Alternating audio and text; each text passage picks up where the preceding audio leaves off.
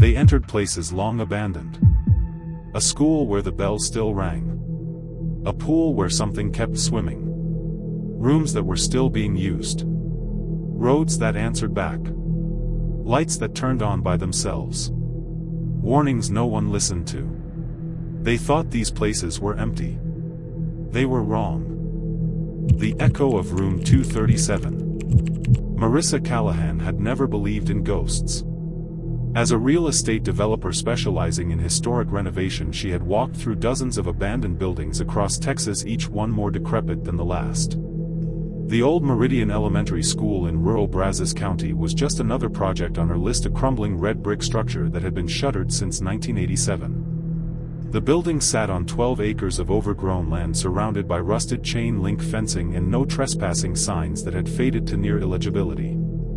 When she pulled up that October morning, the autumn sun struggled to penetrate the thick canopy of live oak trees that had grown wild around the property. She stepped out of her SUV, briefcase in hand, and surveyed the building. 3 stories of weathered brick, tall windows with most panes intact but covered in decades of grime, and a bell tower that leaned slightly to the east. According to the county records, Meridian Elementary had served the community for nearly 80 years before declining enrollment and budget cuts forced its closure. The building had been abandoned for 37 years, and in that time it had become the subject of local legend. Teenagers claimed to hear children's laughter from within. A few brave souls who ventured inside reported cold spots, moving shadows, and an overwhelming sense of dread that drove them back out. Marissa dismissed these stories as the typical folklore that accumulated around any abandoned building. The front entrance was secured with a heavy padlock, but Marissa had obtained the key from the county clerk's office. The lock resisted at first, corroded from years of exposure, but finally gave way with a metallic groan. The heavy oak door swung inward, releasing a gust of stale air that smelled of mildew, old paper, and something else, something sweet and cloying that she could not quite identify. She stepped into the main hallway, her footsteps echoing on the black and white checkered linoleum floor. The hallway stretched before her, lined with dented metal lockers painted institutional green. Some hung open, revealing nothing but darkness within. Morning light filtered through the grimy windows, casting long shadows across the floor. Marissa began her survey methodically, starting with the ground floor classrooms. Each room was frozen in time, desks arranged in neat rows, chalkboards still bearing faded lessons, bulletin boards with tattered construction paper decorations curling at the edges. In one classroom she found a calendar still turned to September 1987, the month the school had closed. Children's artwork clung to the walls, faded faces with crayon smiles watching her as she moved through the space. The floor creaked beneath her feet, and she made careful notes about structural damage, water infiltration, and necessary repairs. By noon she had finished the first floor and most of the second. The building was in better condition than she had expected, though there was significant water damage in the east wing and evidence of pest infestation throughout. As she climbed the stairs to the 3rd floor, the temperature seemed to drop. She zipped her jacket and continued upward. The 3rd floor had been the domain of the oldest students, 5th and 6th graders. The hallway here was narrower, more oppressive. Only 3 classrooms occupied this level, along with what appeared to be a small library at the far end. She checked her watch. 12:47 p.m. She wanted to finish before dark. The first 2 classrooms revealed nothing unusual. Standard educational detritus, rotting textbooks, broken pencils, a globe so faded that most countries were indistinguishable. The 3rd classroom was different. The door was closed, unlike all the others she had encountered. A small placard beside it read, "Room 237, Mrs. Hendricks." Something about the closed door made her pause. The hallway seemed darker here, though the windows were no different from those elsewhere in the building. She reached for the doorknob, half expecting it to be locked. It was not. The knob turned easily and the door swung open. The classroom was pristine. While every other room showed signs of decay and abandonment, room 237 looked as though students had just left for recess. 24 desks arranged in perfect rows, each with a textbook open to the same page. The chalkboard bore a complete lesson on fractions, the handwriting neat and careful. But it was the smell that struck her first, that same sweet cloying odor she had noticed at the entrance, but much stronger here. It reminded her of flowers at a funeral. Marissa stepped into the room, her professional curiosity overriding the growing unease in her stomach. This did not make sense. How could this room be so well preserved when everything else had decayed? She moved to one of the desks and looked at the open textbook. The pages were yellowed but intact, showing a math lesson from 1987. A pencil lay beside it as if a student had just set it down. She picked up the pencil, examining it. The eraser was still pink and pliable, not dried and crumbled as it should be after nearly 4 decades. A sound behind her made her spin around. The door she had left open was now closed. Her heart rate quickened, but she forced herself to remain calm. Old buildings settled. Doors swung on their own. There was a rational explanation. She crossed to the door and tried the knob. It turned, but the door would not open. She pulled harder. Nothing. She was locked in. "Okay," she said aloud, her voice sounding thin in the silent room. "Do not panic." She pulled out her phone. No signal. Of course, she was in a rural area inside a thick-walled brick building. She would have to wait and try the door again in a moment. Sometimes old doors just stuck. She turned back to survey the room, looking for another exit. There were 3 tall windows, but they were on the 3rd floor. Jumping was not an option. As she stood there, she became aware of a sound. Soft at first, almost imperceptible. A rhythmic squeaking like a pencil writing on paper. She looked at the desks. Nothing moved. But the sound continued, growing slightly louder. Squeak, squeak, squeak. The sound of 24 pencils moving across 24 pages in perfect unison. Marissa's breath caught in her throat. The textbooks remained open to the same page, but now she could see the pages moving slightly, as if invisible hands were working over them. The temperature in the room plummeted. Her breath became visible in the air. The squeaking continued, methodical and relentless. Then from nowhere and everywhere at once came a voice, a woman's voice, cultured and calm. "Continue with problem 17, children. Show your work. Mrs. Hendricks." It had to be. But Mrs. Hendricks had died in 1987. Marissa had seen the death certificate in the county records. A heart attack right here in this classroom on the last day of school. The invisible pencils continued their work. Marissa backed against the door, pulling frantically at the knob. It still would not budge. The sweet smell grew overpowering, making her dizzy. Through her fear, her mind raced. The county records had mentioned something else, something the clerk had mentioned in passing. On that last day, Mrs. Hendricks had been alone in the classroom with her students when she collapsed. By the time help arrived, she was gone. The children, traumatized, were sent home. The school closed the next month for unrelated budget reasons, but the children never forgot that day. Several had required counseling.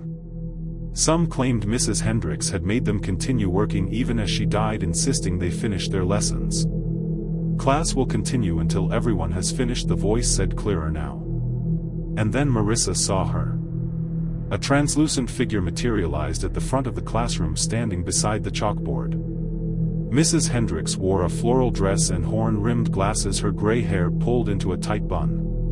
She held a piece of chalk in one hand, and she was looking directly at Marissa with eyes that held no warmth, no recognition, only the grim determination of a teacher who would not be interrupted.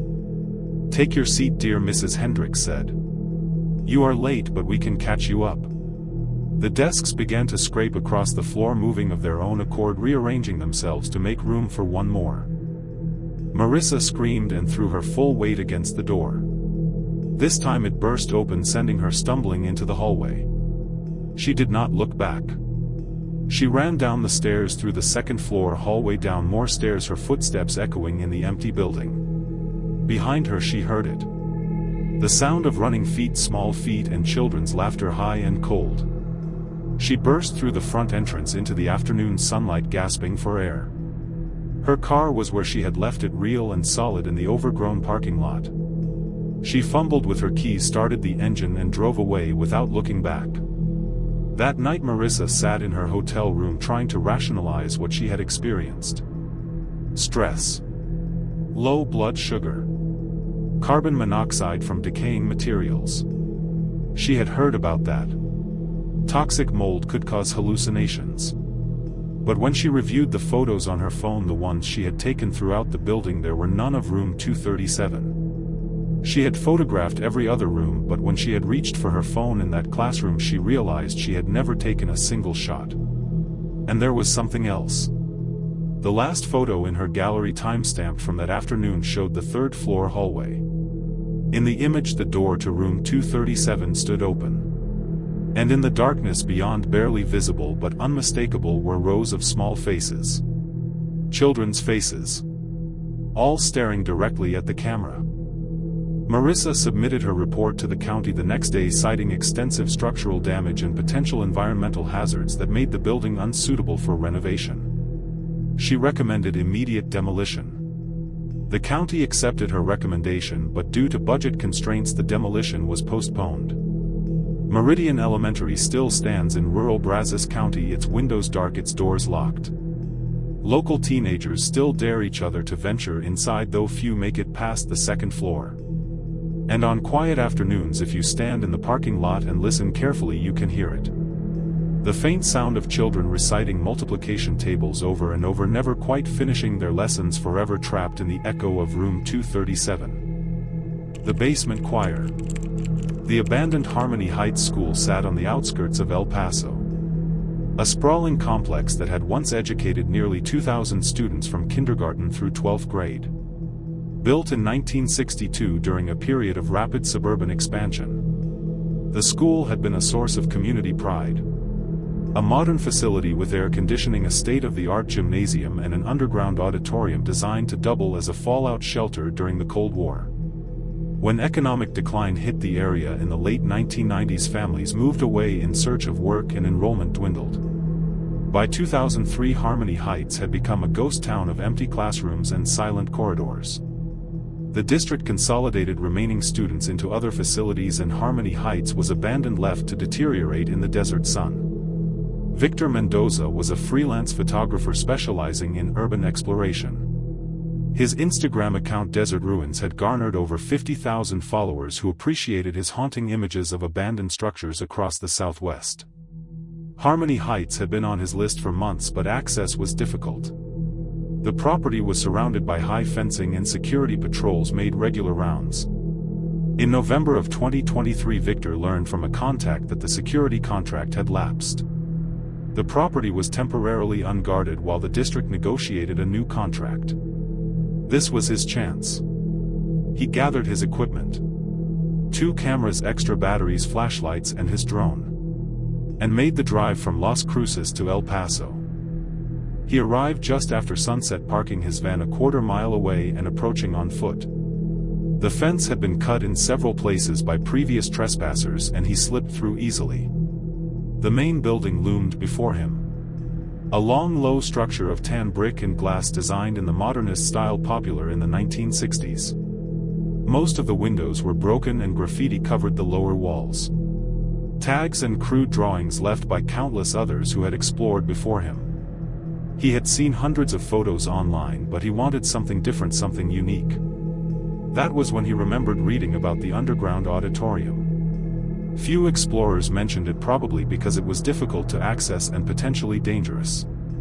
That made it perfect. The main entrance was boarded up, but Victor had studied building plans he had obtained from the county assessor's office. There was a service entrance on the east side that led directly to the basement level. He found it exactly where it should be. A metal door set into a concrete stairwell that descended below ground level. The door hung partially open, its lock broken long ago. He squeezed through and descended into darkness, his flashlight beam cutting through the gloom. The air was cooler here, damp and heavy with the smell of mildew and stagnant water. At the bottom of the stairs, a corridor stretched in both directions. According to the building plans, turning left would take him to the boiler room and storage areas. Turning right led to the auditorium. He went right, his footsteps echoing off the concrete walls. The corridor was lined with old lockers and bulletin boards covered in layers of deteriorating paper. His flashlight revealed fragments of announcements and posters from years past. He walked for what felt like several minutes, the corridor making a gradual curve. Finally he reached a set of double doors with wire-reinforced glass windows. A sign above read Harmony Auditorium, capacity 800. He pushed through the doors and stepped inside. The auditorium opened before him, larger than he had expected. Rows of seats descended toward a stage at the far end, all covered in dust and debris. The ceiling was surprisingly high for an underground room, with ventilation ducts and defunct light fixtures hanging from above. The beam of his flashlight could not reach the far walls, leaving the edges of the space in complete darkness. Victor set up his first shot using a long exposure to capture the rows of decaying seats. The image came out perfectly. A haunting view of abandonment and forgotten purpose. He moved down the center aisle, taking shots from different angles. The stage beckoned him. He climbed the steps at the side, his footsteps echoing strangely in the cavernous space. The stage was bare except for a few pieces of broken furniture and what appeared to be old music stands scattered in the corner. Behind the stage, a door marked music storage stood ajar. He pushed it open and found himself in a smaller room lined with shelves and cabinets. Instrument cases lay scattered on the floor, most empty, a few still containing the remains of damaged clarinets and trumpets. In the back corner he noticed another door, this one unmarked. Curious, he approached and tried the knob. It turned easily. The door opened onto a narrow stairway descending even deeper underground. Victor paused, checking his phone. No signal as expected. He had been down here for about 30 minutes and he should probably start heading back soon. But curiosity got the better of him. A sub-basement level was not shown on the building plans he had reviewed. This could be the unique discovery that would set his photographs apart from everyone else's. He started down the stairs, counting as he went. 23 steps descended at a steep angle before ending at another door. This one was heavy steel, secured with a bar lock from the outside. Someone had gone to significant effort to keep people out. Or to keep something in. The bar had been moved aside, probably by a previous explorer. Victor opened the door and stepped through. The room beyond was circular, perhaps 30 feet in diameter. The walls were concrete, painted white but badly stained with water damage and mold. A series of risers formed concentric semicircles like a choir practice room. Music stands, rusted and bent, still stood on some of the risers. The ceiling was low, making the space feel oppressive. In the center of the room stood a piano. A grand piano that had no business being in a basement. It was covered in dust, its keys yellowed and several missing entirely. Victor's photographers, I appreciated the surreal quality of the scene. He began setting up for a shot, positioning his tripod to capture the entire room. As he worked he became aware of a sound. So faint he almost missed it. A humming, distant and indistinct, like voices heard through thick walls. He stopped moving and listened. The sound continued, neither growing louder nor fading away. Multiple voices, all humming the same note in harmony. It was probably just the building's ventilation system. Air moving through old ducts, creating phantom sounds. He had experienced similar phenomena in other abandoned buildings. He returned to his camera, checking the settings, preparing to take the shot. The humming changed. It resolved into words, or rather a single word repeated over and over. Sing. Dozens of voices, young voices, all whispering the same command. Victor's hands froze on the camera. His rational mind searched for explanations. An audio artifact from old speakers. A recording stuck in a loop. He looked around for speakers or any audio equipment. There was nothing except the piano and the music stands. Sing, the voices whispered again, clearer now. They seemed to come from everywhere at once. From the walls, from the ceiling, from the empty spaces on the risers where children should have stood. Victor grabbed his camera and flashlight, deciding it was time to leave. As he turned toward the door, the piano began to play. A single note first, then a chord, then a melody. The unmistakable opening bars of the Star-Spangled Banner. The keys moved on their own, depressing and rising as if invisible fingers danced across them. Victor backed toward the door, unable to look away from the piano. The voices joined in, no longer whispering but singing full-throated. Children's voices, pure and clear, singing the national anthem with perfect diction. But there was something wrong with it, something off in the harmony that made his skin crawl. The voices were too uniform, too precise. There was no humanity in them, no imperfection that marked genuine performance.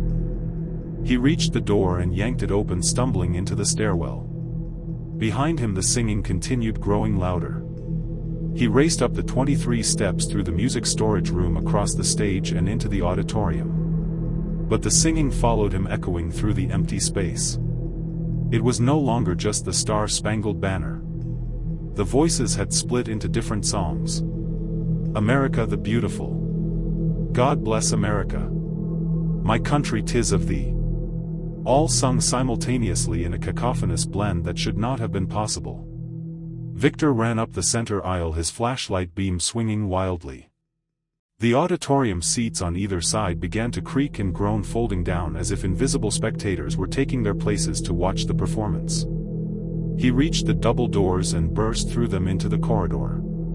The singing was louder now, impossibly loud, filling the entire basement level. He could feel it vibrating in his chest, in his bones. As he ran, his flashlight illuminated the bulletin boards along the walls. The papers and posters he had noticed earlier were changing. Or perhaps he was only now seeing them clearly. Newspaper clippings from 1965, 1966, 1967. Headlines about a choir teacher, Mr. Caldwell, and his award-winning youth choir. Photos of smiling children arranged on risers holding their sheet music. More clippings from 1968, these with darker headlines. Choir teacher under investigation. Students report abuse. Harmony Heights scandal deepens. And finally, from May 1968. Choir teacher found dead in school basement, apparent suicide, students describe years of torment. Victor did not stop to read more. He reached the stairs and climbed toward the service entrance, toward fresh air and safety. The singing cut off abruptly when he emerged into the night air, leaving only the sound of his own ragged breathing. He ran to the fence through the gap and did not stop until he reached his van. Once inside, doors locked, he sat shaking, trying to process what had happened. He reviewed the photos in his camera, hoping they would help him make sense of the experience. Most showed exactly what he had seen. The decaying auditorium, the stage, the storage room. But the last few photos, the ones he had taken in the circular room, showed something else. In each image the risers were not empty. Dozens of translucent figures stood on them. Children of various ages, all in formal choir robes, all with their mouths open in song. And standing before the piano, clear as day, was the figure of a man in a suit, his hands raised as if conducting, his face twisted in an expression of terrible determination. Victor never returned to Harmony Heights, and he never posted those photos online. He could not bring himself to delete them, but he could not share them either. The images remained buried in his hard drive, a secret testimony to what he had witnessed. Several months later he learned that the Harmony Heights complex was finally being demolished to make way for a solar farm. He thought that would be the end of it. But sometimes in the quiet hours before dawn he wakes to the sound of children singing. Perfect inhuman harmonies drifting through his bedroom. And in those moments he swears he can hear a commanding voice beneath it all. Again, children. From the top. And this time with feeling. The janitor's keys. Westbrook High School in Amarillo had been abandoned for 15 years when the demolition crew arrived in March of 2024. The massive 4-story brick building had been constructed in 1952, expanded in the 1970s, and finally closed in 2009 when a newer facility was built on the other side of town. Since its closure, Westbrook had suffered the indignities common to abandoned structures: broken windows, water damage, graffiti, and the slow encroachment of nature. The city council had debated its fate for years before finally agreeing to demolition. A new shopping center would rise in its place, bringing jobs and revenue to a neighborhood that badly needed both.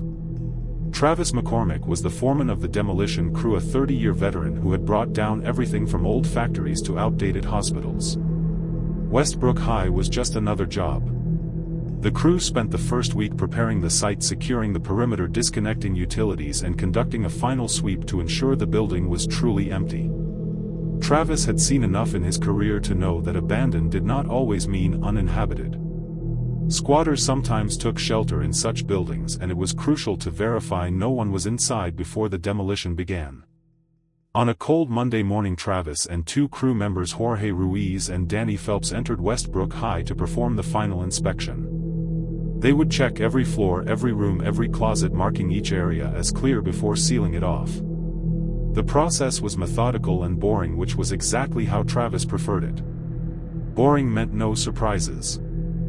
They started on the ground floor, moving through the administrative offices, cafeteria, and gymnasium. Everything was as expected: empty, decaying, and silent.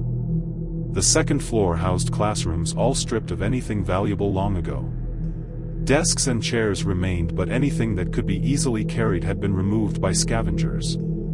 As they worked through the second floor, Jorge discovered a door they had initially missed, a maintenance closet tucked under a stairwell. Travis tried the handle.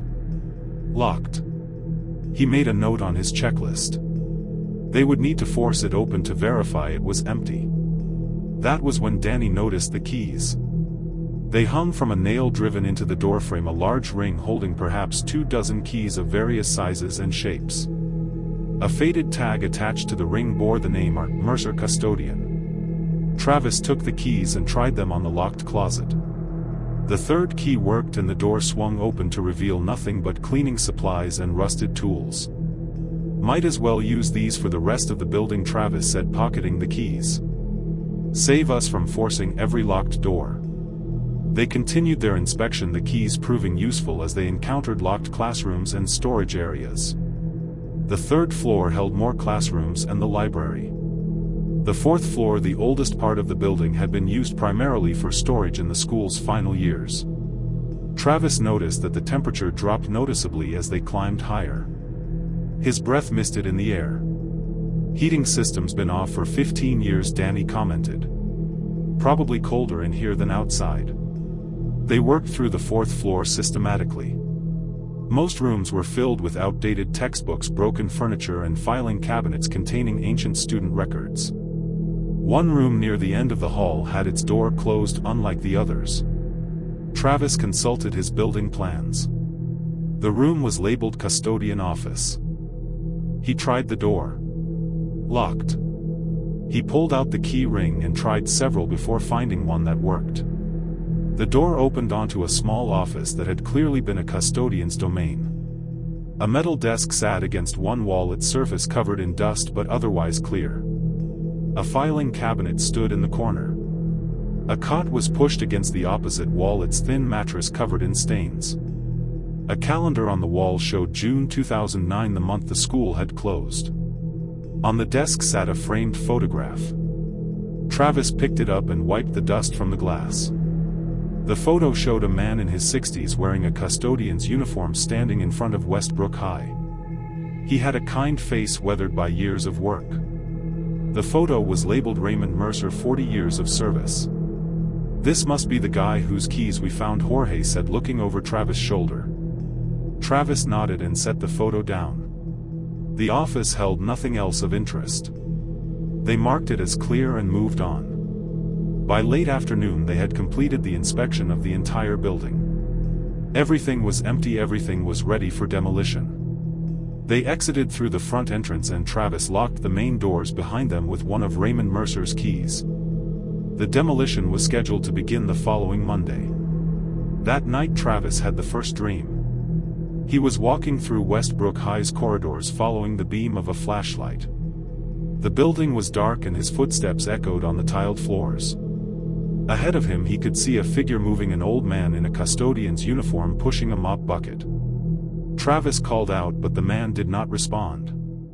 He just kept walking, turning a corner and disappearing from view. Travis followed, but the corridor was empty.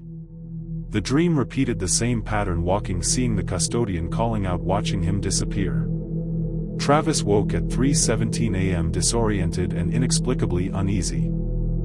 He dismissed it as his subconscious processing the day's work. Over the next few days the crew finalized preparations for demolition. On Thursday Travis returned to Westbrook alone to take final measurements and photographs for the company's records. He used Raymond Mercer's keys to enter the building. The afternoon sun slanted through the broken windows creating patterns of light and shadow on the floors. He worked his way through the building taking photos and making notes. When he reached the 4th floor he noticed something odd. The door to the custodian's office stood open. He distinctly remembered closing it on Monday. He approached cautiously and looked inside. Everything was as they had left it. Desk, filing cabinet, cot, photograph. But there was something new. A piece of paper lay on the desk covered in handwriting. Travis picked it up and read. "Please do not tear down my school. I have nowhere else to go. I have been here for 43 years. This is my home. Art Mercer." Travis' hands shook slightly as he read the note. Someone was messing with him. One of the crew members had come back and planted this as a prank. It had to be. But the handwriting looked old, the paper yellowed at the edges. He folded the note and put it in his pocket, deciding not to mention it to the others. If someone was trying to spook him he would not give them the satisfaction. That night the dreams intensified. Again he walked through Westbrook's corridors, but this time Raymond Mercer did not disappear. The old custodian stopped and turned to face Travis. His expression was pleading. "Please," he said. "Do not take my home." Travis tried to speak to explain that the decision was not his to make, but no words came out. He woke again at 3:17 a.m. sweat-soaked and disturbed. On Friday Travis asked Danny and Jorge if either of them had returned to Westbrook after Monday. Both denied it. He showed them the note. They examined it carefully, then Danny said, "Boss, you know the story about Raymond Mercer, right?" Travis shook his head. Danny continued, "My uncle went to Westbrook back in the 90s. Mercer was the head custodian, practically lived at the school. Worked there his entire adult life. When the school closed in 2009 he had a breakdown. Did not have any family, no other home to go to. The school was his life. About a month after the closure security found him dead in his office on the 4th floor. Heart attack. He was 67. People said he had been sleeping in the school, refusing to accept it was over." The revelation sent a chill through Travis. He had been carrying a dead man's keys, entering what the man had considered his home. That night the dreams changed again. Raymond Mercer stood before him, but no longer pleading. His expression had hardened into something else, determination mixed with resignation. "If I cannot stay," he said, "then no one can build here. This ground is mine." Travis woke at 3:17 a.m., but this time he knew he could not go back to sleep. He sat in his kitchen drinking coffee, trying to rationalize everything. It was just stress. The note was old, probably left by Mercer before he died and only discovered now. The dreams were his mind processing the tragic story. None of it meant anything supernatural. Demolition began Monday morning. The crew positioned the wrecking equipment and began with the newer wings of the building, working their way toward the original 1952 structure. Everything proceeded normally until Tuesday afternoon, when they started on the 4th floor of the old building. The excavator operator, an experienced professional named Rick Santos, positioned his machine and took the first swing at the 4th floor's exterior wall. The bucket connected with the brick, and for a moment everything seemed normal. Then the entire excavator lurched violently as if it had been struck by something massive. Rick fought with the controls, but the machine was unresponsive. It swung wildly, the bucket arm moving erratically. The engine screamed, running at full throttle, though Rick had released the controls. He hit the emergency shutdown, but nothing happened. The excavator continued its violent movements for 30 seconds before finally shutting down on its own. Rick climbed out, shaken. "Something is wrong with the hydraulics," he said. But when Travis and the mechanic inspected the machine, they found nothing wrong. Every system checked out perfectly. They restarted the excavator and attempted to continue. The same thing happened: violent lurching, loss of control systems going haywire. After the third incident, Travis called a halt for the day. That night he returned to Westbrook alone, though he could not explain why. Using Raymond Mercer's keys one last time, he entered the building and climbed to the 4th floor. The custodian's office door stood open. Raymond Mercer stood by the window looking out at the demolition equipment parked below. He turned when Travis entered and their eyes met. "I told you," Mercer said quietly. "This is my home. I am not leaving and I will not let you destroy it." Travis wanted to respond, to argue, to explain, but he realized he was still dreaming. He had to be. Except the cold was real, the musty smell was real, and Raymond Mercer looked as solid as any living person. "You are dead," Travis finally said. "This building is coming down whether you want it or not. I am sorry for what happened to you, but I have a job to do." Mercer's expression remained calm. "Then we will see," he said simply. The next morning Travis arrived at the site to find chaos. During the night every piece of equipment had been vandalized: hydraulic lines cut, electrical systems damaged, fuel tanks drained. The security cameras showed nothing, just hours of static. The repairs would take days and cost thousands. The crew worked through the week repairing equipment. On Saturday they attempted to resume demolition. This time 3 workers were injured when a section of wall collapsed unexpectedly, though thankfully none seriously. On Sunday Travis drove to Westbrook one final time. He needed to end this. He stood in the parking lot looking up at the deteriorating structure. "Raymond Mercer," he called out. "I know you can hear me. This building is a hazard. It is going to fall apart on its own if we do not bring it down safely. I understand it was your home and I am sorry you died here alone. But holding on to this place will not bring you peace. You need to let go." Silence answered him. He waited for several minutes, feeling foolish but committed. Finally he placed Raymond Mercer's key ring on the ground by the front entrance. "Your keys," he said. "Do what you need to do." He walked back to his truck and drove away. On Monday morning the crew arrived to find Westbrook High School had partially collapsed during the night. The entire 4th floor had caved in, bringing down sections of the 3rd floor with it. The building was now too unstable to demolish conventionally.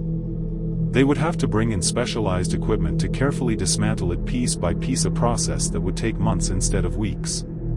But when they examined the collapsed site they found something odd. The 4th floor had fallen in on itself, almost surgically, creating a cavity at the center. When they cleared some of the debris they discovered the custodian's office had somehow remained intact in the middle of the collapse, a small island of preservation in a sea of destruction. Inside, untouched by the devastation around it, sat Raymond Mercer's desk, his filing cabinet, his cot, and his photograph. And on the desk, arranged in a neat circle, lay the keys Travis had left at the front entrance. Travis understood. Mercer had brought down his own home rather than let others do it. The demolition was completed over the following months. The shopping center was built and Westbrook High School became another memory in Amarillo's history. But construction workers reported odd occurrences: tools moving on their own, doors locking inexplicably, and sometimes in the early morning hours the sound of a mop bucket rolling across empty floors. And Travis, for the rest of his career, made it a point to research the history of every building before demolition. He learned the names of those who had worked there, who had called it home. And when necessary he took the time to acknowledge them, to offer respect for what was being lost.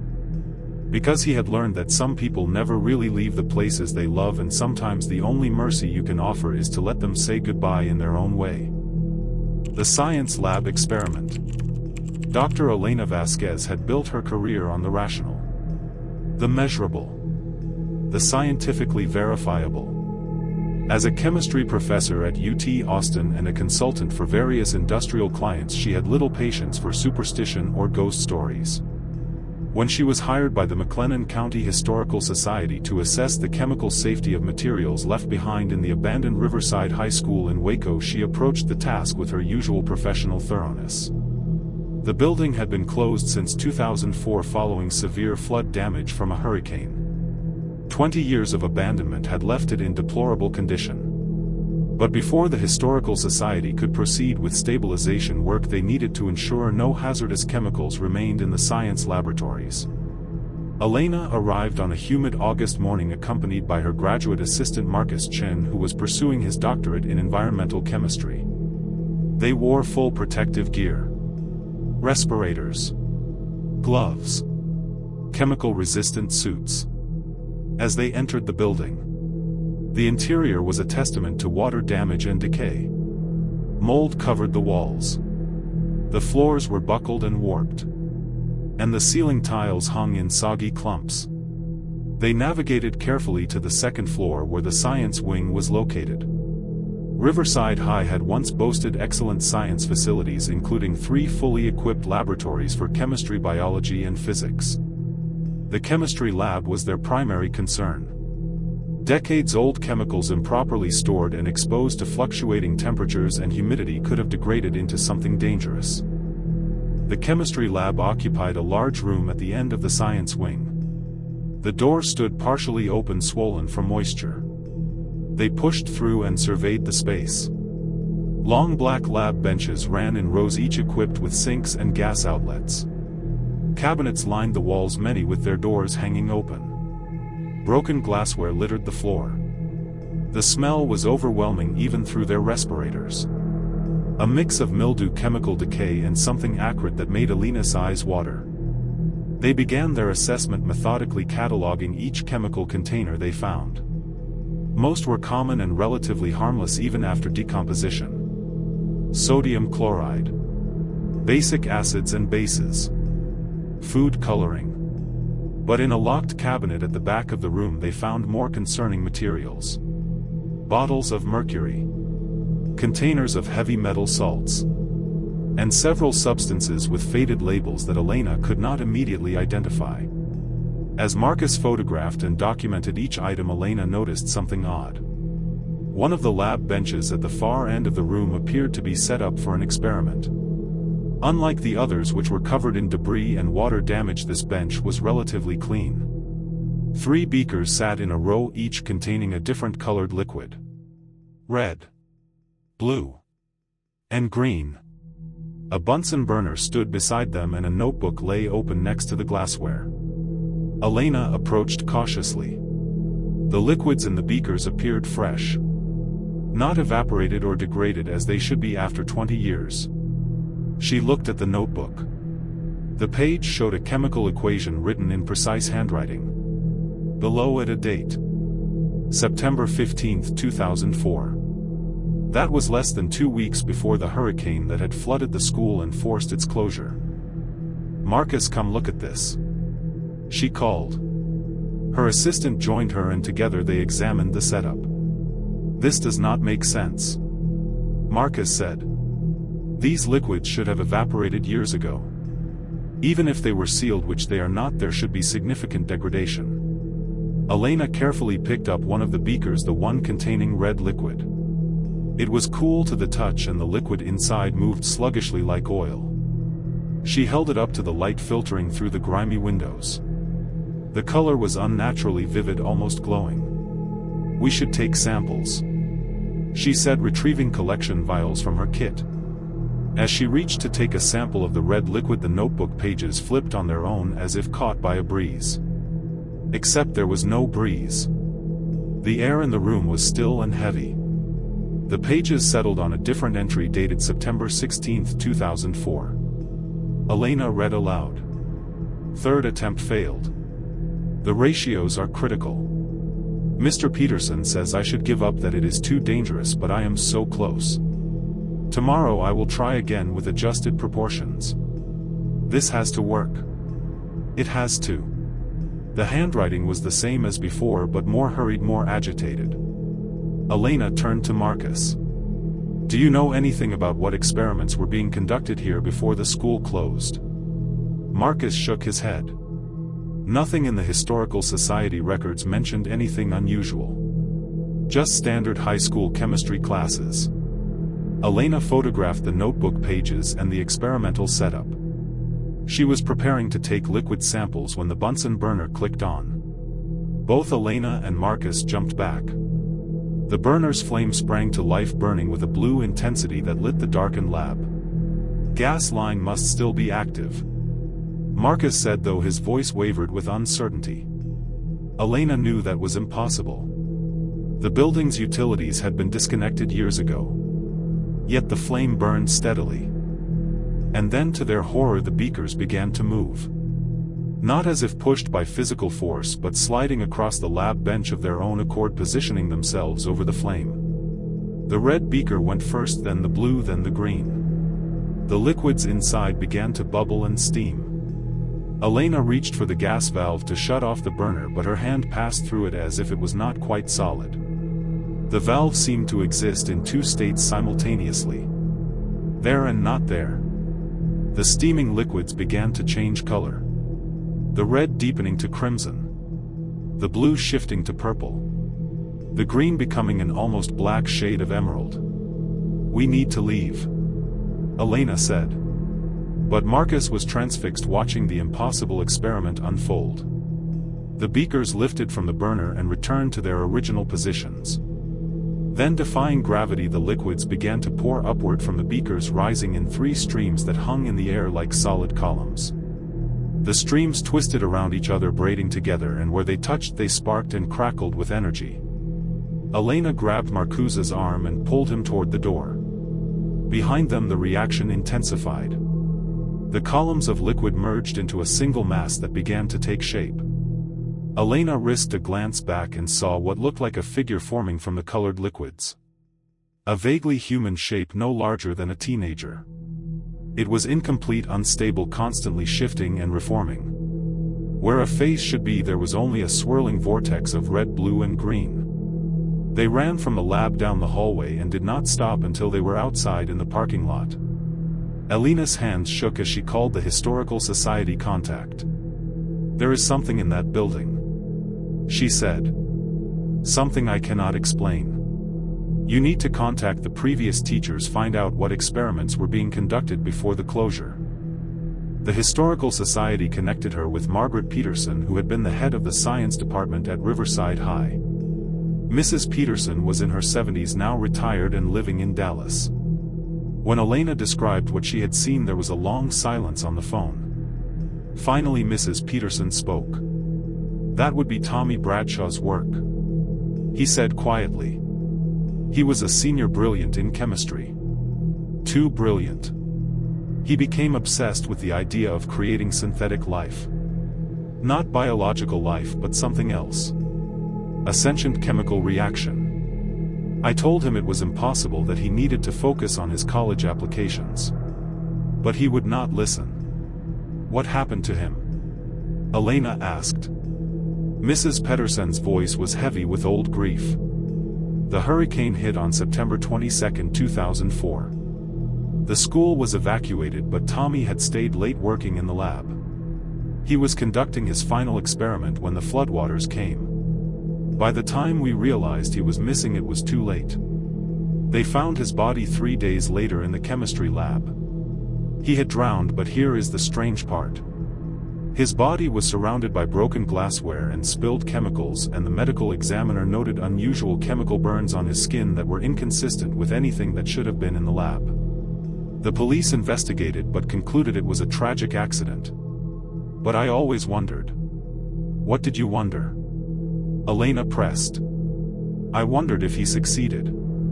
If in his final moments fighting against the rising water he completed his experiment. And I wondered what happened to it." Elena thanked Mrs. Peterson and ended the call. She looked at the abandoned school at the second-floor window of the chemistry lab. She could see light flickering inside, impossible colors that had no place in nature. Marcus stood beside her, still processing what they had witnessed. "So what do we do?" he asked. "Do we report this? Who would even believe us?" Elena considered. As a scientist, she wanted to investigate further to understand what they had encountered. But another part of her, the part that had felt primal fear in that lab, wanted to walk away and never look back. "We document everything we saw," she said finally. "Photos, samples, testimony. We approach this scientifically. And we find out what Tommy Bradshaw created. Over the next week, Elena and Marcus returned to Riverside High several times, always during daylight hours, always fully equipped. Each visit revealed more of Tommy Bradshaw's work. The notebook contained months of experimental notes showing a progression of attempts to create what Tommy called a chemical consciousness. He theorized that certain combinations of compounds, when exposed to specific energy inputs, could form self-organizing structures that exhibited awareness and intentionality. His final entries, written in the days before his death, showed increasing desperation and recklessness. He had been using chemicals that no high school student should have had access to. Compounds that were restricted and potentially deadly. The experimental setup they had observed was, according to his notes, his 13th attempt. He had planned attempt 14 for September 22nd, the day the hurricane struck. Each time they entered the lab, the experiment seemed to progress further. The liquid figure grew more defined, more stable. By their fourth visit, it had developed features recognizable as a face. Young. Male. Desperate. It tried to communicate, forming words from the colors and vapors, but they dissipated before becoming coherent.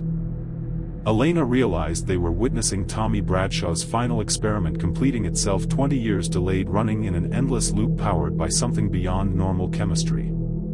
She consulted with colleagues in physics and parapsychology, though she framed her questions carefully to avoid sounding insane. The consensus was unsettling. If Tommy had succeeded in creating some form of chemical consciousness, his death during the experiment might have bound his own consciousness to it. The result would be neither fully alive nor fully dead. Neither wholly chemical nor wholly spiritual. Elena faced an impossible decision. Scientific curiosity demanded that she continue observing, that she try to communicate with what might be the first artificial consciousness ever created. But ethics and compassion suggested a different course. Tommy Bradshaw had been 17 when he died, trapped by his own brilliance in an experiment that could never truly end. On their fifth visit, Elena entered the lab alone. The liquid figure had stabilized further and now clearly resembled a teenage boy.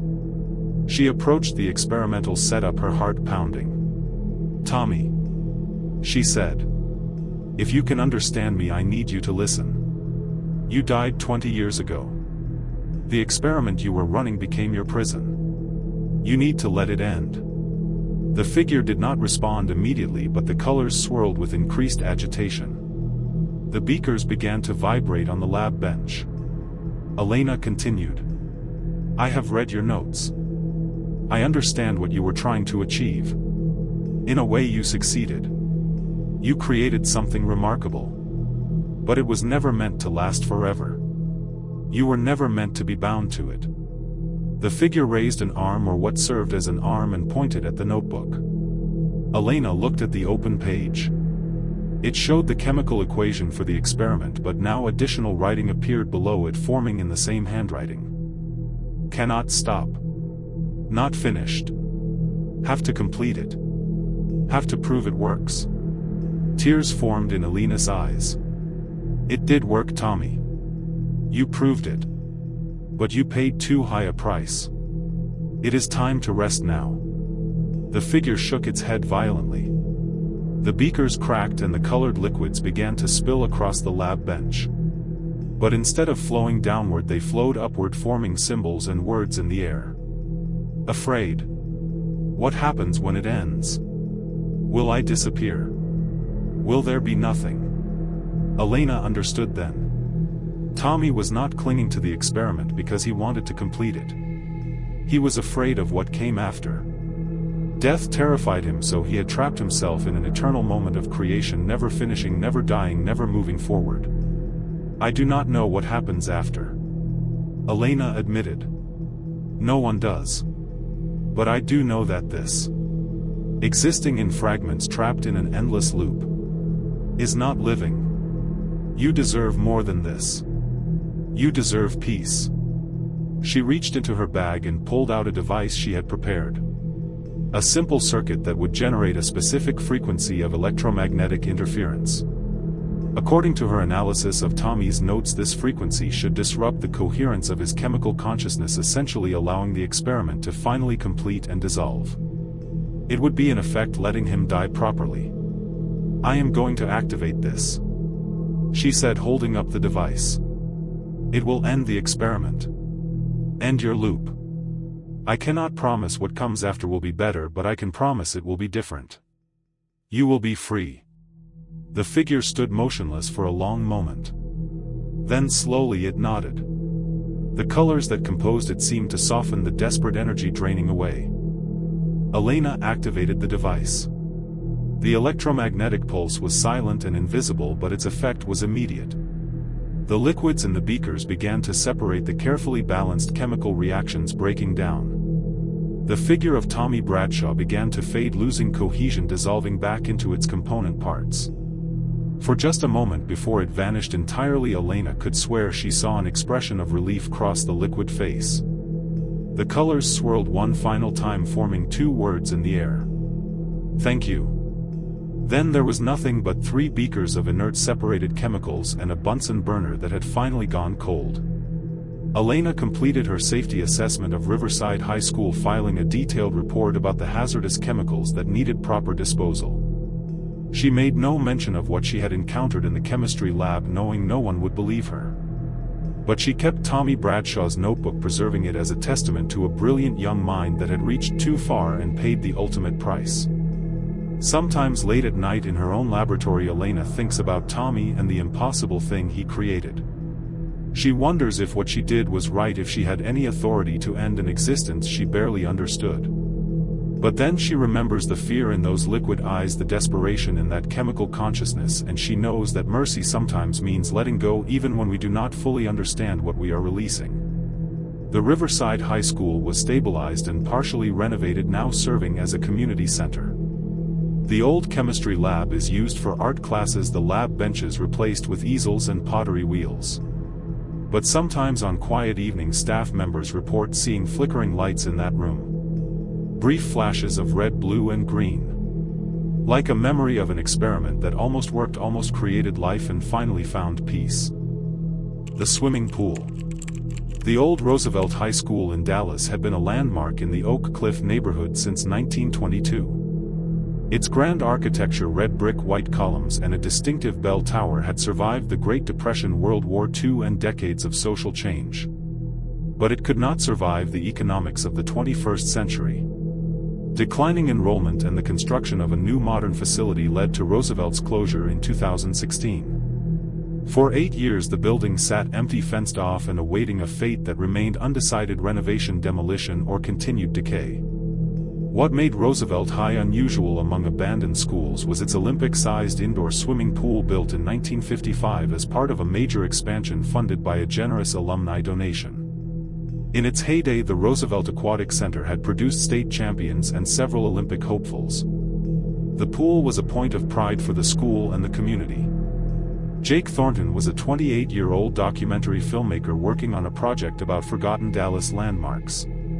His YouTube channel Lost Dallas had built a following among urban exploration enthusiasts and local history buffs.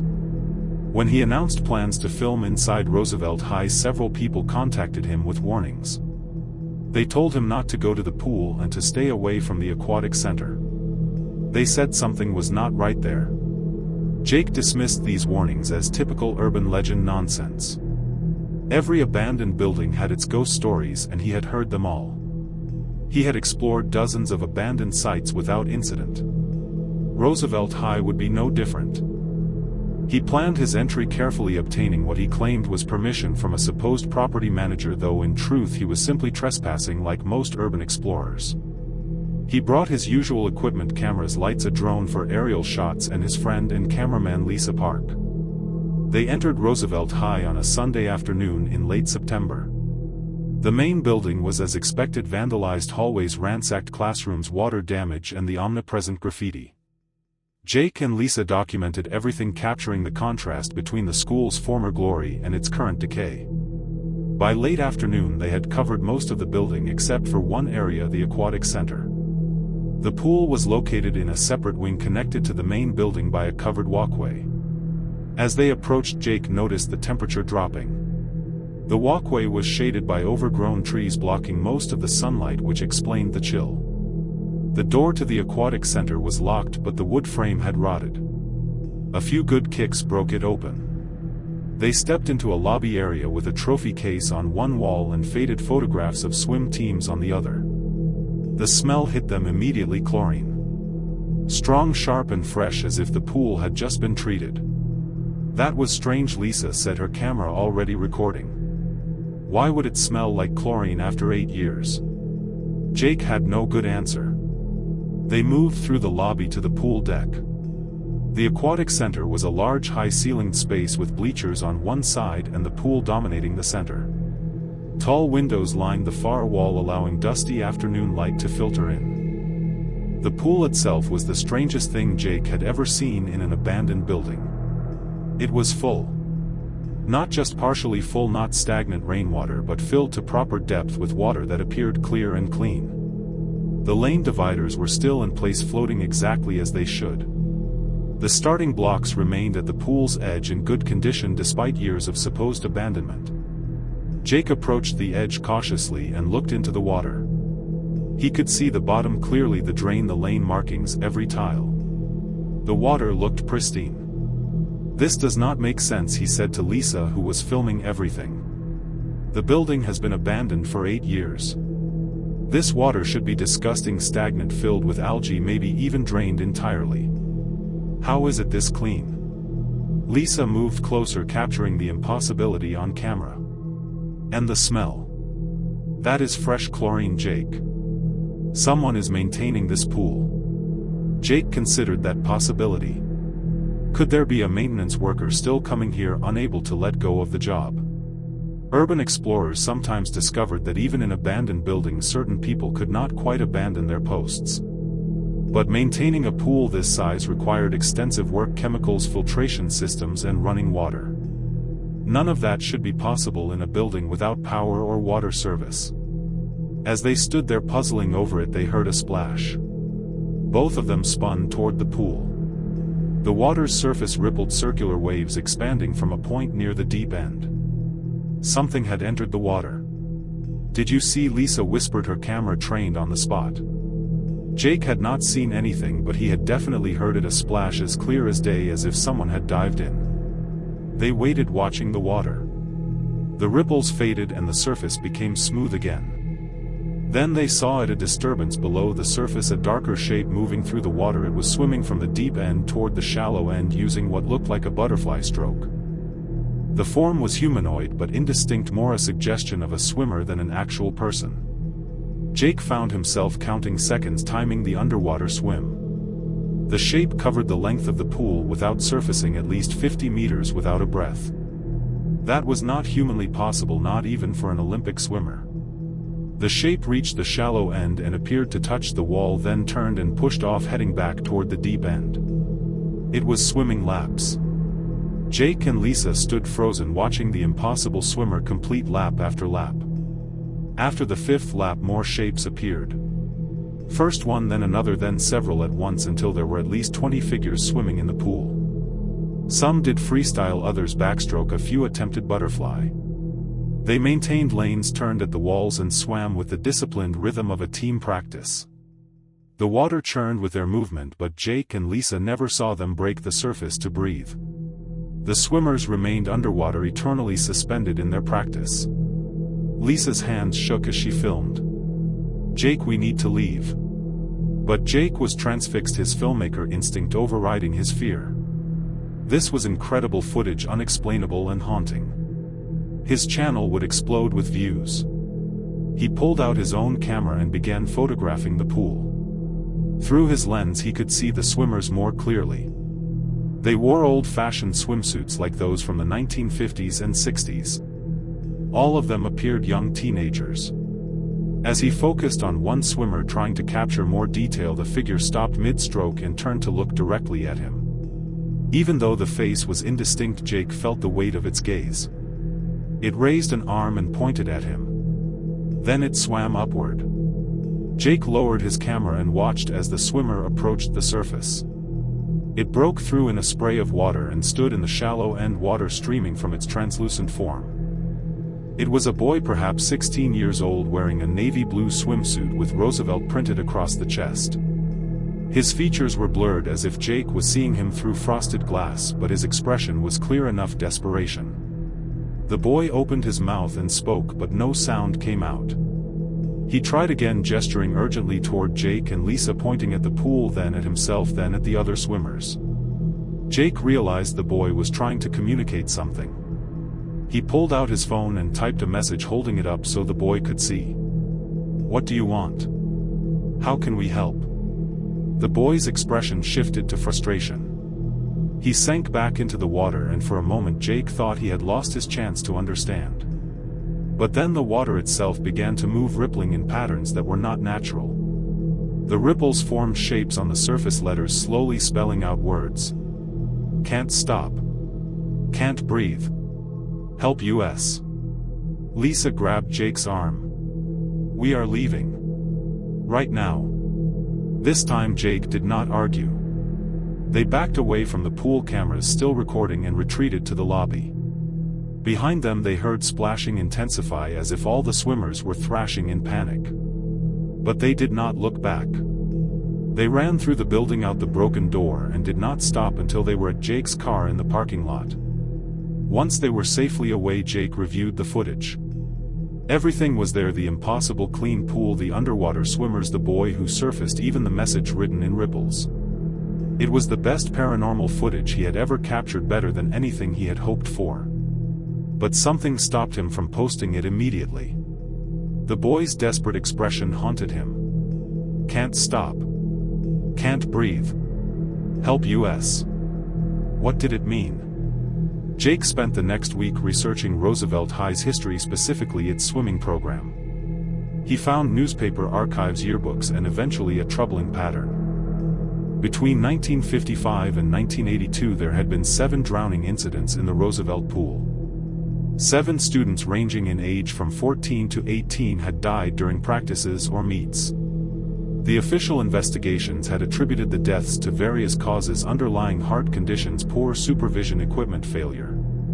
But 7 drownings in one pool over 27 years seemed like more than coincidence. Jake dug deeper and found a common thread. All 7 swimmers had been on the team during the tenure of Coach Harold Brennan, who had run the program from 1954 to 1982. Brennan had been a demanding coach, pushing his swimmers to extreme limits. Several alumni mentioned his controversial training methods in interviews from the 1970s and 80s: underwater endurance drills, sometimes making students swim entire laps without surfacing. He believed it built lung capacity and mental toughness. Medical experts at the time had warned that such practices were dangerous, potentially inducing hypoxia and shallow water blackout. But Brennan had dismissed these concerns, and the school administration had supported him. He produced winning teams, and in the competitive world of high school athletics, results mattered more than safety. Jake found one particularly damning article from 1982 published shortly after the 7th drowning. It quoted a former team member speaking anonymously. "Coach Brennan made us swim until we were ready to pass out. If you surfaced before he said you could, you were off the team. Some of us nearly drowned trying to meet his standards. For those who actually drowned, everyone acted like it was just bad luck. But we knew. We knew it was because Coach made us push beyond what was safe. He killed them with his training methods, but nobody wanted to admit it." Shortly after that article was published, Harold Brennan retired and the swimming program was reformed with strict safety protocols. No more underwater endurance drills. No more dangerous training methods. But the damage was done. 7 young people had died, their deaths treated as tragic accidents rather than the result of systemic negligence. Jake realized what he had witnessed in the pool. The swimmers were not just ghosts. They were trapped in Coach Brennan's final drill, condemned to swim forever underwater, unable to surface, unable to breathe, forever trying to meet an impossible standard. He shared his research with Lisa. "We have to do something," he said. "We cannot just post this footage for views. These kids are asking for help." Lisa agreed. "But what can we do? How do you free ghosts? Jake contacted Dr. Monica Torres, a psychologist who specialized in trauma and grief counseling. He shared everything: the footage, the research, the message from the swimmers. Dr. Torres listened carefully, then offered her perspective. What you are describing sounds like a traumatic loop. These swimmers died under extreme pressure, unable to save themselves, trapped by the expectations of an authority figure. If they are manifesting as you describe, they might be re-experiencing their deaths repeatedly, unable to find release because they never received acknowledgement of what happened to them. They were not allowed to surface then, and they cannot surface now. Jake asked what could break such a loop. Dr. Torres suggested a formal acknowledgement, a public recognition of what had happened, an admission that their deaths were not their failures but the result of dangerous practices. They need permission to stop swimming, she said. They need someone in authority to tell them it is okay to surface, to breathe, to rest. Jake worked with the Dallas Independent School District to organize a memorial ceremony at Roosevelt High. It took weeks of negotiations, but eventually the district agreed, seeing it as an opportunity to address a dark chapter in their history. They invited the families of the 7 swimmers who had died, and remarkably many were still in the Dallas area and willing to participate. The ceremony was held on a Saturday morning in November in the Roosevelt High Aquatic Center. Jake and Lisa documented everything, but this time with reverence rather than sensationalism. A district representative read a formal statement acknowledging that the deaths had resulted from unsafe training practices, offering apologies to the families and promising that such negligence would never be tolerated again. Each family was given an opportunity to speak about their lost child. Mothers and fathers now in their 70s and 80s shared memories of their sons and daughters who had never had the chance to grow old. They spoke about dreams cut short, potential unrealized, and years of grief. The ceremony concluded with a symbolic gesture. The district representative, a former competitive swimmer herself, stood at the edge of the pool and spoke directly to the water. To all the swimmers who died here, who gave everything to this pool and this program. You are released from your practice. You have met every standard, exceeded every expectation. You are free to surface. You are free to breathe. You are free to rest. We acknowledge your sacrifice, we honor your memory, and we give you permission to stop. For a moment nothing happened. Then the water began to glow, a soft blue-white luminescence that seemed to come from deep within. The surface rippled, and one by one 7 figures rose from the depths.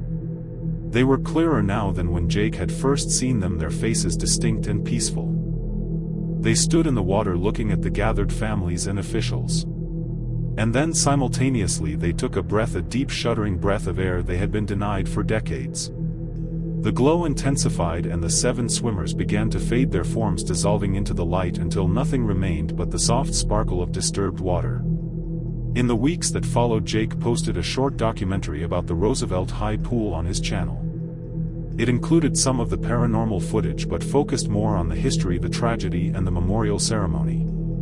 The video went viral not for the ghost content but for the story of acknowledgement and healing.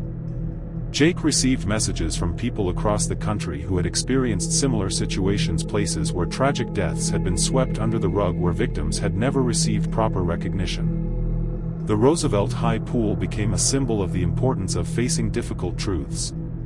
Several months later, the Dallas Independent School District announced plans to convert Roosevelt High into a community center, with the aquatic facility being renovated and reopened for public use. The pool would be rededicated as the memorial pool, honoring the 7 swimmers who had died there. Their names would be engraved on a plaque at the entrance, ensuring they would never be forgotten. Jake visited the renovated pool on opening day. The water was clean and bright, filled with children learning to swim under the watchful eyes of certified lifeguards. Safety protocols were prominent, posted rules, trained supervisors, and a zero-tolerance policy for dangerous practices. As Jake stood watching the happy chaos of kids playing in the pool, he thought about the 7 swimmers who had finally found peace. They had been trapped by impossible expectations, killed by a system that valued success over safety. But in the end they had been seen, acknowledged, and released. The message they had written in ripples: can't stop, can't breathe. Help US had finally been heard. And in helping them, Jake realized the living had helped themselves too, confronting a painful past and creating a safer future. The pool was no longer a place of death and eternal struggle.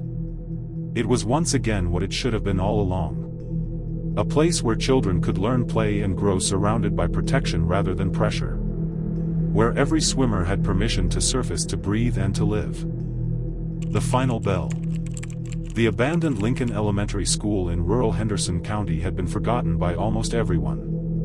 Built in 1947 to serve a small farming community, the school had closed in 1998 when the district consolidated its elementary schools into a larger, more modern facility in the county seat. For 26 years Lincoln Elementary had sat empty, slowly succumbing to nature and time. The county owned the property but had no plans for it, and the building was too remote to attract the urban explorers and vandals who plagued other abandoned schools. It simply existed alone on a dirt road surrounded by farmland and forest, decaying in silence. In October of 2024 the county finally decided to act. Budget surpluses and a renewed interest in historical preservation prompted the county commission to approve a study of Lincoln Elementary to determine if it could be renovated as a historical site or if demolition was the only viable option. They hired Claire Jennings, a structural engineer with expertise in historic building restoration.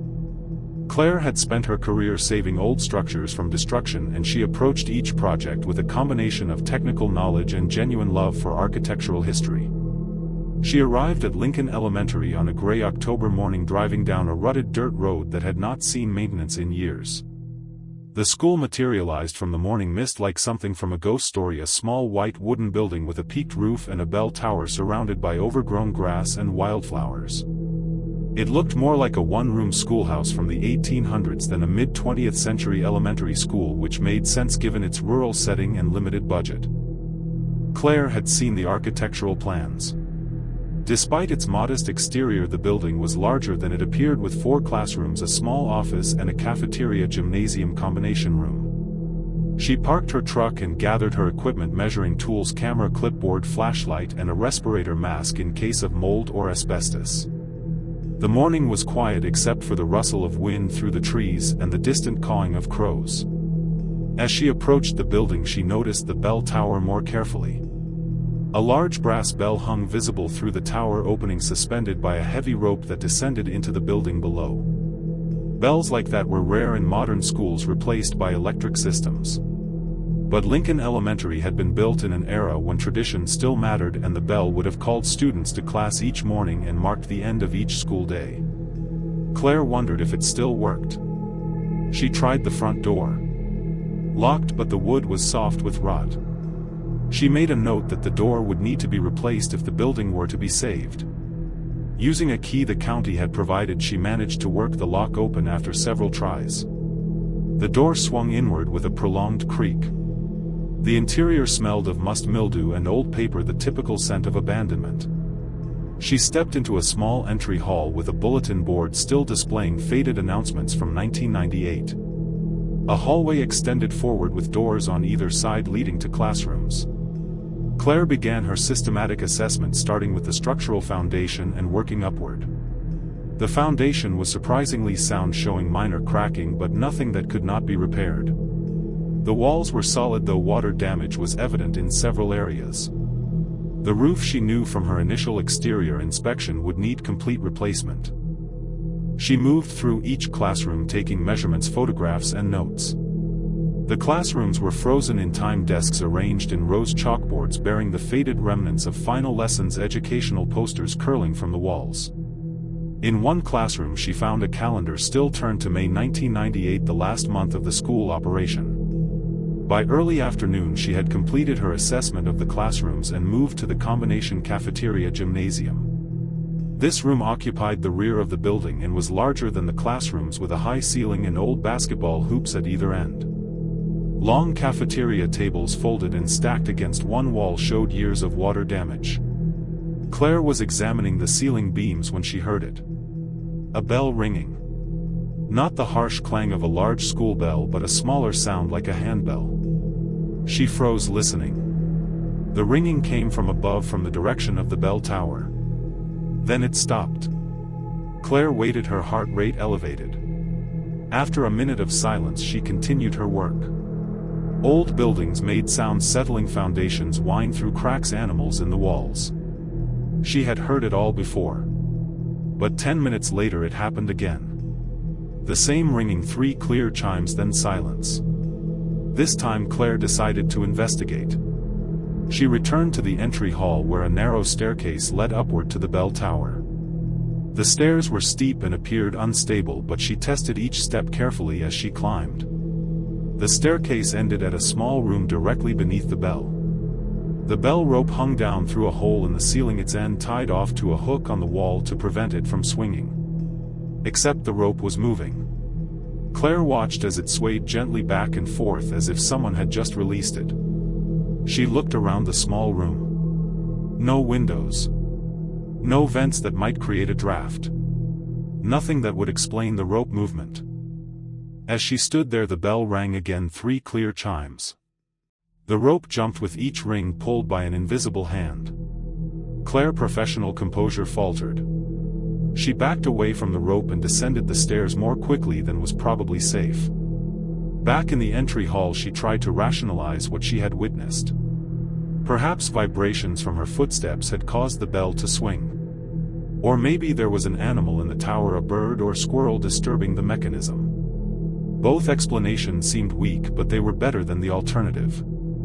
She decided to complete her external inspection before leaving. As she exited the building, she noticed something she had missed earlier. Behind the school, partially hidden by overgrown vegetation, was a small cemetery. Not a full graveyard, but a dozen simple markers in a fenced area.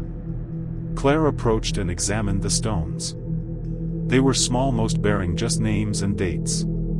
As she read them, a pattern emerged.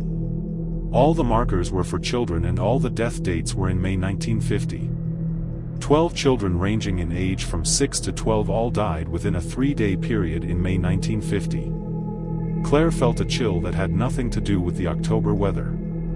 She pulled out her phone to search for information, but as she expected in this rural area, there was no signal. She photographed the markers and returned to her truck, deciding to complete her research before finishing the assessment. That evening at her hotel in the county seat, she researched the history of Lincoln Elementary. What she found explained the cemetery and added new dimensions to her investigation. In May 1950, Henderson County had been struck by an outbreak of polio. The disease had hit the rural areas particularly hard, and Lincoln Elementary had been at the epicenter. 12 students had contracted the virus, and all 12 had died within a week. The school had been closed temporarily, and the students were buried in a small cemetery on the school grounds per the wishes of their families, who wanted their children to remain close to the place they had loved. The news articles Claire found were heartbreaking. The polio outbreak had devastated the small community. Parents had lost children, the school had lost students, and the teacher, a young woman named Elizabeth Morgan, had blamed herself, though medical authorities assured her she bore no responsibility for the outbreak. Elizabeth Morgan had continued teaching at Lincoln Elementary after the tragedy, dedicated to honoring the memory of the students she had lost. She taught there for another 48 years until the school closure in 1998. She died just 6 months later at age 76. The articles mentioned that Miss Morgan, as she was known to generations of students, had maintained a ritual throughout her teaching career. Every day at 3 p.m. she would ring the school bell 3 times to mark the end of the school day, and she would think of her 12 lost students, honoring their memory with those 3 chimes. Claire sat in her hotel room processing this information. The bell that rang at Lincoln Elementary was not random or explained by animals or vibrations. It rang at 3 p.m. because that was when it had rung for 48 years, summoning students to go home. But the 12 students in the cemetery had never gone home. They had never heard the final bell that would release them from school forever. The next morning, Claire returned to Lincoln Elementary, but this time she brought something with her, a small bouquet of flowers. She arrived around 2:30 p.m., giving herself time to prepare. She placed the flowers at the cemetery, 1 bloom on each small grave. Then she entered the school and climbed to the bell tower room. The bell rope hung still, waiting. Claire checked her watch. 2:58 p.m. She positioned herself near the rope and waited. At precisely 3 o'clock p.m. the rope began to move. Claire did not run this time. She watched as the invisible hands pulled the rope, ringing the bell 3 times. The sound echoed across the empty farmland as it had for decades, calling children who would never answer. When the third chime faded, Claire spoke aloud. "Miss Morgan, if you can hear me, I know about the children. I know about the outbreak in 1950, and I know you have been honoring them all these years. I am here to tell you something important. School is dismissed. The children can go home now. You have watched over them long enough. It is time to rest." The air in the bell tower seemed to shift, warming slightly. The rope swung once more gently without ringing the bell, more like a nod of acknowledgement than a dismissal signal. Claire descended from the tower and walked through the school one final time.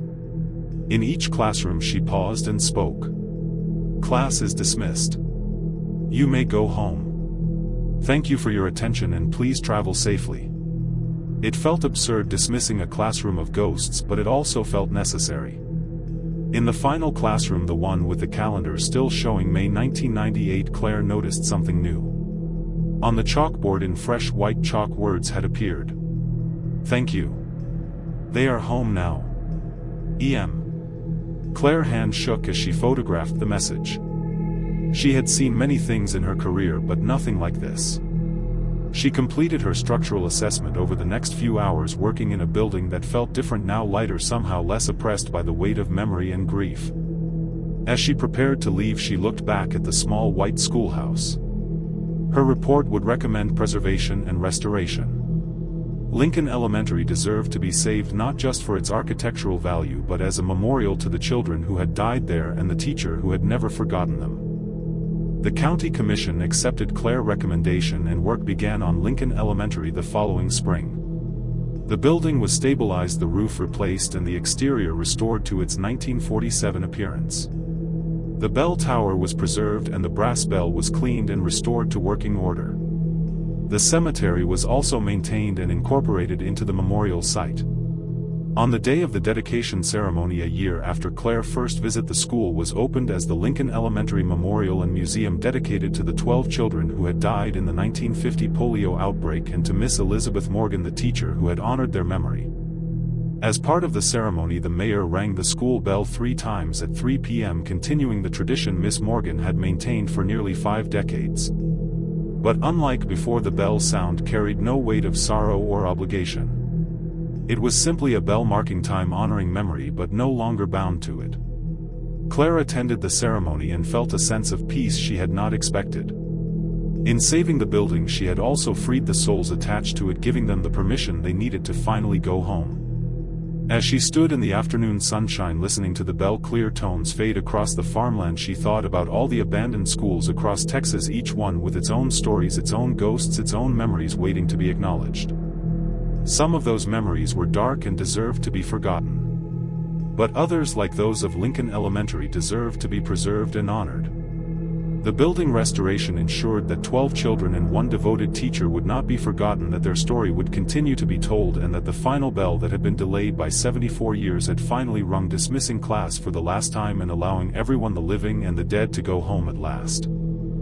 And on quiet October afternoons, when the wind blows just right across Henderson County, some people claim they can still hear a bell ringing in the distance, not mournful or desperate but peaceful and content, a sound of memory and gratitude echoing across time and reminding us all that some lessons are worth remembering and some debts of memory are worth paying, even if it takes decades to finally understand what we owe to those who came before us. That was tonight's Whisper from the Shadows. Subscribe to Nightbound Whispers. And remember, the night is never truly silent.